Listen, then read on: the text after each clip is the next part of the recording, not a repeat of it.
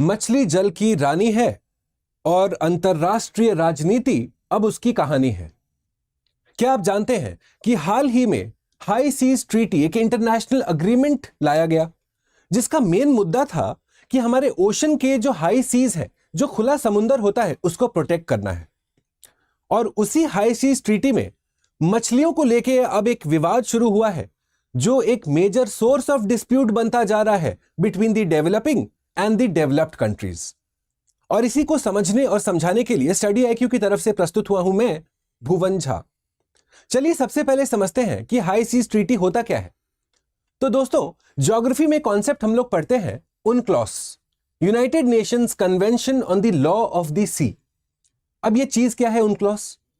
ऐसा समझिए कि लैंड के ऊपर, जमीन के ऊपर अगर हमको बाउंड्रीज बनाना हो तो काफी आसान है। आप लोगों ने पुराना वाला बॉर्डर फिल्म देखा होगा जहां पे आप देखे होंगे कि सन्नी देओल एक सफेद कलर के पिलर की तरफ जाते हैं। वो पिलर बताता है कि उस पार पाकिस्तान है, इस पार इंडिया है। तो बॉर्डर डिमार्केशन पिलर से होता है। पर ओशन के ऊपर जहां पे पानी ही पानी है, वहां पे आप कैसे बताएंगे कि किस राष्ट्र का कहां पे बॉर्डर खत्म हो रहा है? उसके लिए UNCLOS का प्रयोग किया जाता है। क्या आप जानते हैं कि UNCLOS में जो बेसलाइन होता है, जहां से हम अपना सारा बाउंड्री खींचना शुरू करते हैं, वो होता है low tide line. Low tide line baseline से 12 नॉटिकल माइल, जो पहले 12 नॉटिकल माइल है, उसको हम कहते हैं टेरिटोरियल सी। फिर आता है ट्रांजिशन एरिया, कंटीजुअस जोन। उसके बाद आता है exclusive economic zone 200 nautical mile तक। और उसके बाद एक बार एक्सक्लूसिव इकोनॉमिक जोन आपने पार कर लिया, फिर आता है खुला समुंदर, जिसको हम कहते हैं हाई सीज। आपके बुक्स में आप पढ़ेंगे, इसको कहा जाता है it is the global common heritage of human kind, यानी कि ये सबको बिलोंग करता है। अब आप, आई एम श्योर आप इस बात से अग्री करेंगे कि जो सबका है वो किसी का नहीं है। मुद्दा यह हो रहा था कि हाई सीज में पोल्यूशन, ओवरफिशिंग, कमर्शियल एक्सप्लॉयटेशन हो रहा था, और जिसके चलते आपके खुले समुंदर का जो इकोसिस्टम है वो उसका डिग्रेडेशन हो रहा था। उसी को रोकने के लिए अंतरराष्ट्रीय स्तर पे आया हाई सीज ट्रीटी, जिसके अंदर 4 मेन पिलर्स आइडेंटिफाई किए गए। क्या है वो 4 मेन पिलर्स?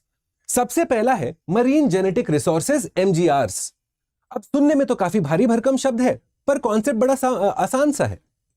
क्या आप जानते हैं कि MGRs जो है हमारे ओशन के जो जीव जंतु हैं, जो फिशेस हैं, जो क्रस्टेशियन है, जो मोलस्क है, जो एल्गे है, जो सीवीड है, उन सब का प्रयोग होता है फार्मा इंडस्ट्री में, बायोटेक्नोलॉजी में।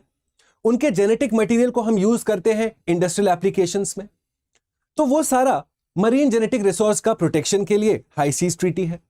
फिर आता है मरीन प्रोटेक्टेड एरियाज, यानी कि जो हाई सीज, जहां पे ये सारा कमर्शियल एक्सप्लॉयटेशन हो रहा है, पोल्यूशन हो रहा है, ओवरफिशिंग हो रहा है, जो सबको बिलोंग करता है पर किसी को बिलोंग नहीं करता है, वहां पे अब हम कुछ एरियाज को कंट्रीज के अंदर रेगुलेशन के लिए दे रहे हैं। उनका नाम है मरीन प्रोटेक्टेड एरियाज, जहां पे एक सर्टेन डिग्री ऑफ रेस्ट्रिक्शन होगा। फिर आता है एनवायरमेंटल इंपैक्ट असेसमेंट।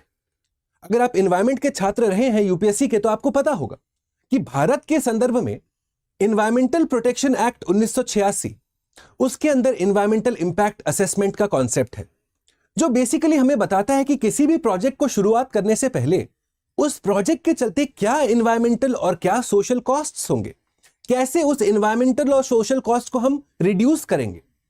तो ये एनवायरमेंटल इंपैक्ट असेसमेंट भी एक पिलर है इस हाई सीज ट्रीटी का। और फिर चौथा आता है technology transfer from the developed to the developing countries, ताकि ये सारा कुछ आप रियलाइज कर सके, अपने गोल्स को अचीव कर सके। ये जो हाई सीज ट्रीटी है दोस्तों, ये बेसिकली अचीव करना चाहता है टारगेट 30/30।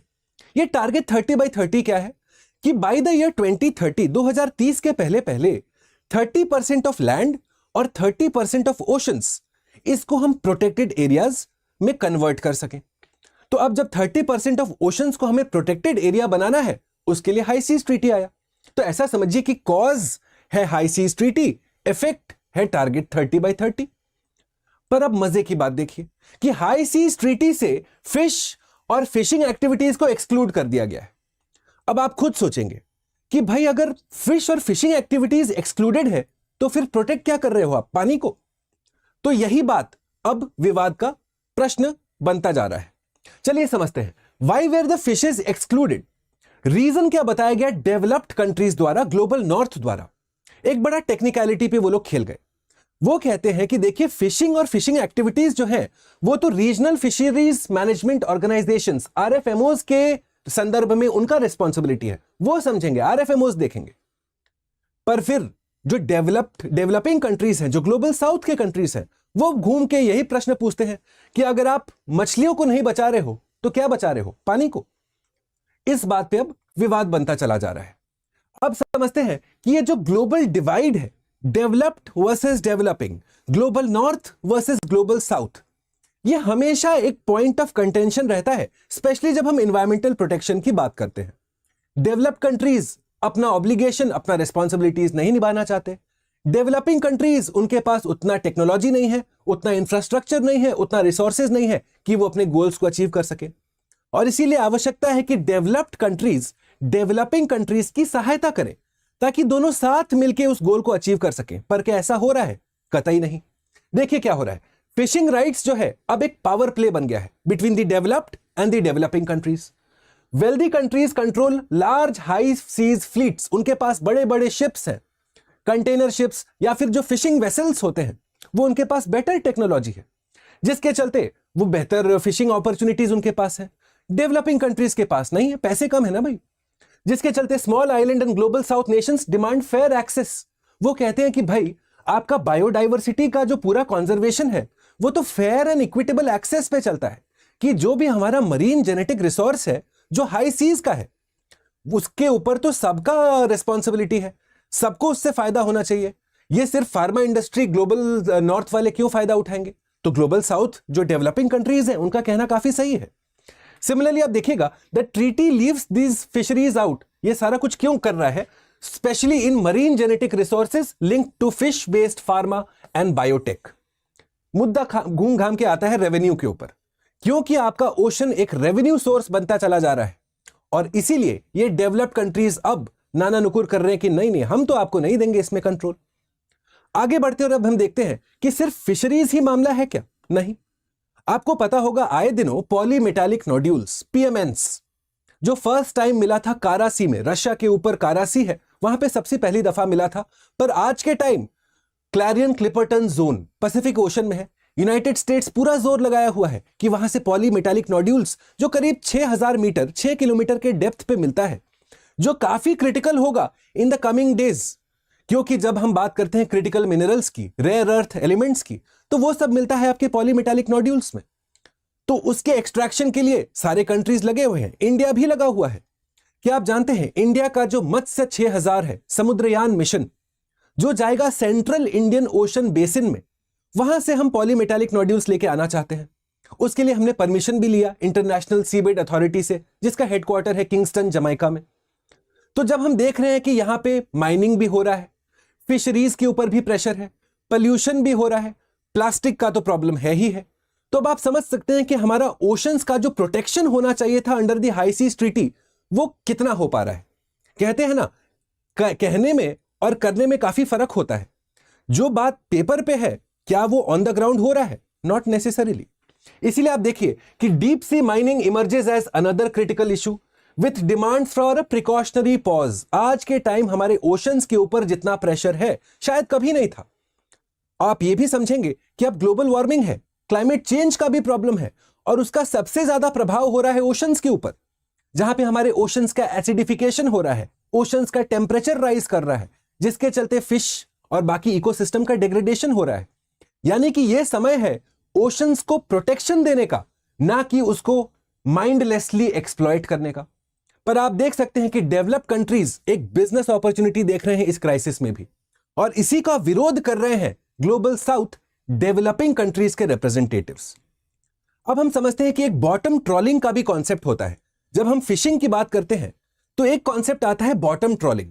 अगर इसको आप देखें तो यहां पे एक फिश जो है एक बड़ा सा नेट से ओशन के बेंथिक जोन, जिसको हम कहते हैं जो हमारा ओशन का बेड जिसको कहा जाता है, वहां पे इस नेट से पूरा ऐसे जैसे झाड़ू लगाते हैं ना हम लोग, वैसे ही झाड़ू लगाते हुए सारा मटेरियल को लेके चला जाता है। अब आप सोचिए, इसमें ना सिर्फ मछलियां पकड़ी जाएंगी, इसमें फिश के लार्वा, ओशन के बेड पे सी ग्रास हुआ, क्रस्टेशियन हुआ, मोलस्क हुआ, जो कुछ भी बायोडाइवर्सिटी है सारा कुछ ध्वस्त हो जाता है, नष्ट हो जाता है। तो इस प्रॉब्लम को भी सॉल्व करने की आवश्यकता है, पर क्या हो रहा है ये? नहीं। अब इस तरह के बॉटम ट्रॉलर्स किसके पास ज्यादा है? डेवलप्ड कंट्रीज के पास। तो आप देख सकते हैं कि इसका पूरा पूरा फायदा कौन उठा रहा है? As always the single most responsible entity in this entire world for the problem of climate change, the developed countries.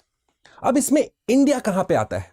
दोस्तों, क्या आप जानते हैं कि इंडिया का जो कोस्टल वाटर है वहां पे अब हमारे फिशेस के नंबर्स काफी कम हो गए हैं। हम लोगों ने काफी ओवरफिशिंग किया, हमारे पास रूल रेगुलेशन थे नहीं, इंटर स्टेट कोऑर्डिनेशन था नहीं, तो हमारे कोस्टल वाटर्स में फिशेस का नंबर काफी घट चुका है, जिसके चलते जो हमारे मछुआरे होते हैं, फिशरमैन कम्युनिटी है, उनको अब अंदर जाना पड़ता है, एक्सक्लूसिव इकोनॉमिक जोन पार करके हाई सीज तक जाना पड़ता है। पर उसमें प्रॉब्लम्स भी एसोसिएटेड हैं। काफी दफा आप देखते हैं कि वो जब बाउंड्री क्रॉस करके चले गए, वो किसी और देश के बाउंड्री में चले जाते हैं, जिसके चलते उनको अरेस्ट कर लिया जाता है, उनके फिशिंग वेसल्स को डिस्ट्रॉय कर दिया जाता है, काफी दफा तो मर्डर भी किया जाता है। तो अब क्योंकि भारत भी एक डेवलपिंग कंट्रीज के साथ इस प्रॉब्लम का हिस्सा बन चुका है, तो भारत ने भी कहा है कि नहीं, there needs to be an absolute clarity on how we solve this problem of fishes being excluded out of the high seas treaty. जहां तक हाई सीज ट्रीटी के एप्लीकेबिलिटी की बात है, वैसे तो इसको 60 सिग्नेटरीज चाहिए, 60 कंट्रीज का सिग्नेचर चाहिए। फिलहाल 49 हो चुका है, 11 हो जाएगा। एक बार जब 60 कंट्रीज ने साइन कर दिया, उसके बाद 120 दिन का मोरेटोरियम है। जैसे ही 120 दिन पार खत्म हो जाएंगे, फिर हाई सीज ट्रीटी लागू हो जाएगा। यानी कि अब आवश्यकता क्या है, हमें क्या करना चाहिए ताकि इस फिशरीज के प्रॉब्लम को सॉल्व किया जा सके? स्टेप नंबर 1, सबसे पहला, include fisheries in future treaty amendments. जब तक आप फिशरीज और फिश को हाई सीज ट्रीटी के अंदर इंक्लूड नहीं करेंगे, ये fair and equitable sharing of resources के कंप्लीटली अपोजिट है। It is unjustified, unfair, unjust. दूसरा, रिफॉर्म दी रीजनल फिशरीज मैनेजमेंट ऑर्गेनाइजेशंस, ताकि हमारा इक्विटी और सस्टेनेबिलिटी बना रहे। आज के टाइम जब क्लाइमेट चेंज के चलते फिशेस के नंबर भी घटते चले जा रहे हैं, जिसके चलते कंट्रीज का फूड सिक्योरिटी, उनका एम्प्लॉयमेंट, ये सारा कुछ डायरेक्टली प्रभाव होगा। तो अभी मौका है कि अपनी गलतियों को सुधारें, ना कि गलतियों को और दोहरा के डबल स्पीड में उसी गलती को करें। तीसरा, क्लैम्प डाउन ऑन IWU, ये होता है illegal unreported fishings. Illegal unreported fishings को रोकना पड़ेगा। इंटर स्टेट कोऑर्डिनेशन चाहिए, but that needs to be the way forward. Fourth, countries like India must take leadership. India is the voice of the global south, और ये एक और opportunity है ताकि इंडिया अपना इमेज को सॉलिडिफाई कर सके through actions. India will have to speak up for small island states, for those coastal states who do not have the same amount of technology and infrastructure, जहां पे वो developed countries के साथ कदम से कदम मिला के मुकाबला कर सके। आई होप ये डिस्कशन आपको पसंद आया, आप सीखे समझे कि कैसे western world, global north so called, अपने इस टेक्नोलॉजी प्रावेस को मिसयूज करता है अगेंस्ट डेवलपिंग कंट्रीज।